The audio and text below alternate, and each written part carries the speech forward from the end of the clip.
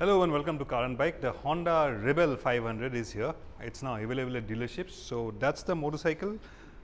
It's a cruiser, a mid-size cruiser from Honda. Comes with a 471cc parallel twin engine. Now that engine is also available in the NX500 adventure touring motorcycle, which used to be the CB500X, the same engine but slightly different state of tune. Let's talk about the performance first. This makes about 45.5 bhp at 8,500 RPM, 43.3 Newton meters of torque at around 6,500 RPM, and claimed top speed is about 153 kilometers per hour. So that's what the Rebel 500 looks like, and nice matte, black matte finish look. It is a cruiser after all. Seat height is 690 mm, so no matter your height, this will be a very easy bike to straddle. My height is 5 feet 9 inches and I can comfortably, so even if you're 5 feet or even less than 5 feet height, you won't have any problems putting both feet firmly on the ground on both sides. So seat height 690 mm and weight is about 191 kg. 471cc parallel twin engine, and ground clearance is of course a little less. It is a cruiser after all, 125 mm ground clearance, and that is something I think in Indian conditions you will have to be little careful going over speed bumps and the like, because you could end up scraping the exhaust routing while going over speed breakers or big potholes. It is a cruiser, not made for off-road riding, so if you're planning to buy this bike, that's something you should need to keep in mind. We of course haven't ridden it. Once we get to ride the motorcycle, we'll tell you all about it. But from the looks of the ground clearance, that is something which you need to be a little careful. Looks quite nice. That's a steel tubular frame, twin shocks at the rear from Showa, telescopic front forks, brakes, 296 mm front disc, Nissan calipers, 2-piston calipers, single piston caliper at the rear. And that's what it looks like. It has a pillion seat, but I don't know how comfortable the pillion will be. Just to give you an example of how comfortable, I'll call my colleague Hansaj. Hansaj, if you could come. And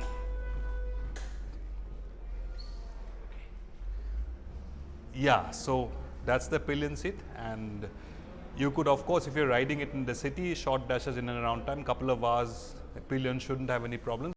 Again, it's a cruiser. If you ride alone, shouldn't be a problem. You can have your pillion accompany you on short rides, maybe a couple of hours. But if you intend to go for 6, 7, 8 hours, you will need to probably take frequent breaks because of the pillion seat, which is not very comfortable. At least to my mind, it doesn't seem so comfortable for long rides. It also doesn't have a pillion backrest, but you will get a backrest as an accessory, and also a carrier to carry a tail bag or something if you intend to go touring with it. Now, I have ridden the CB500X, not the NX500, essentially the same bike but rebadged as the NX500, and that engine, the 471cc parallel twin engine, is all you need to think about if you're considering the Rebel 500. Very tractable engine, very smooth and refined. So on the Rebel 500 also, similar qualities are expected from this engine on this bike as well. So this engine, you can easily think about going for this bike if you like a cruiser motorcycle. And of course, there's also the adventure sport touring motorcycle, the NX500.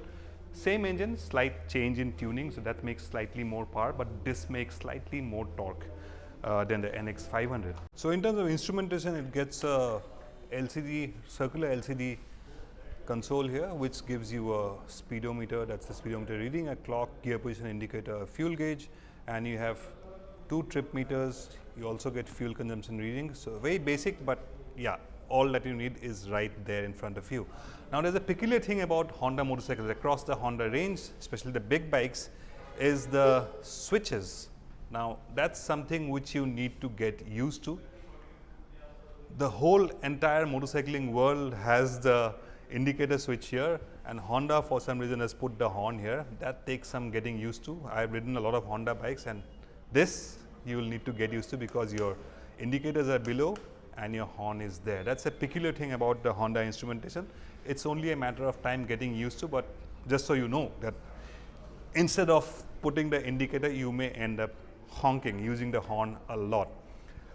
Again, you get full LED lighting, and those are like DRLs. They work like a second set of DRLs, the turn indicators, and also double up as the hazard lights, and that's the LED headlight setup.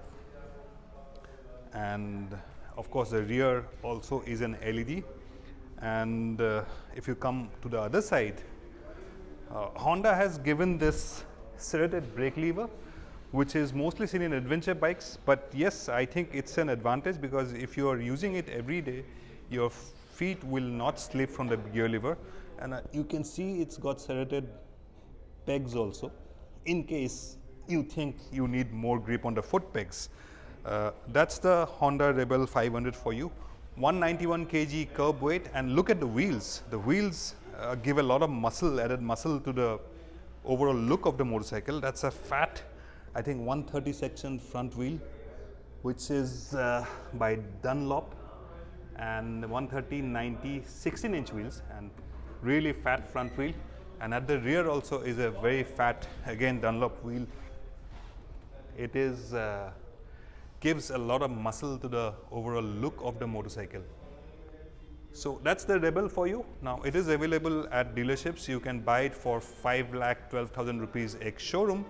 In Gurgaon, that will roughly translate to almost 6 lakh rupees on road, depending on what added things you opt for. If you want extended warranty, you want roadside assistance, all those will add up, but roughly around 6 lakh 10,000 on road, and ex showroom price is 5 lakh 12,000. Now in terms of competition, the closest rival to the Honda Rebel 500 is the Kawasaki Eliminator 500, which is roughly about 50 to 60,000 more expensive than this. Similar power figures, roughly about 46, 47 bhp, 44, 45 Newton meters of torque. And you also have the Kawasaki Vulcan S, which has got a slightly bigger engine, 650cc parallel twin engine, but that's a lot more expensive than the Rebel 500. And if you want something slightly more affordable, then of course you have the homegrown Royal Enfield Super Meteor 650, which will come at about 3,70,000 rupees ex showroom.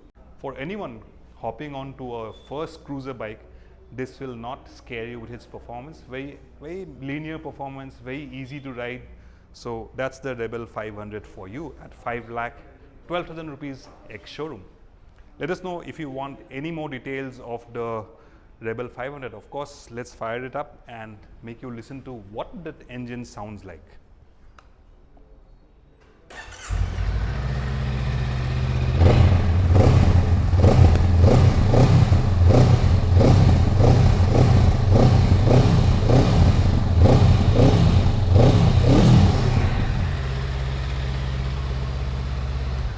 That's what the 471cc parallel twin engine sounds like. Let us know your thoughts about the exhaust note. Let us know your thoughts about the look of this bike, and of course the price. It's available across Honda Big Wing dealerships now at 5,12,000 rupees ex showroom. That's the Honda Rebel 500 for you.